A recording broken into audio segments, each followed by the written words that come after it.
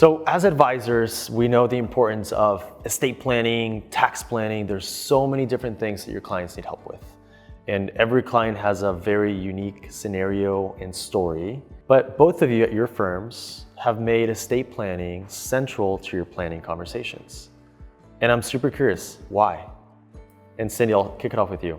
So for us, it wasn't always that way, right? If you think of comprehensive financial planning as like a Trivial Pursuit game piece, it's like think of, maybe 6 pieces in that. We had done everything. We had done budgeting, cash flow management, retirement planning, tax planning. But the one thing that we referred out for our clients to do was estate planning. And we thought to ourselves, why isn't this getting done? Why aren't clients completing their estate plan? So we needed to find an easier solution. For them, it was the time that it took, right? They couldn't find an estate planning attorney that they liked. It was too expensive.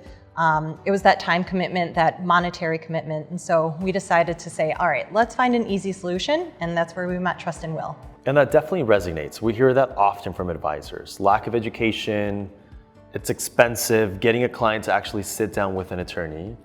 And Samuel, I know your experience was a little different as you had your first child. And I'd love to hear that journey and how you've actually gone into making that a priority within your practice based on your own personal story.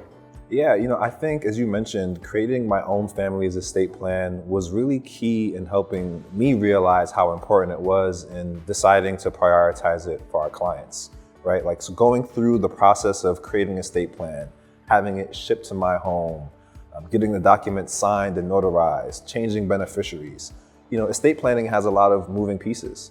And if I didn't go through that process, it would have been challenging for me to understand what clients were experiencing. And so I definitely encourage advisors who don't have an estate plan to create their own estate plan and see what that process is like so that they can better understand their clients' pain points around it and help them implement a comprehensive estate plan.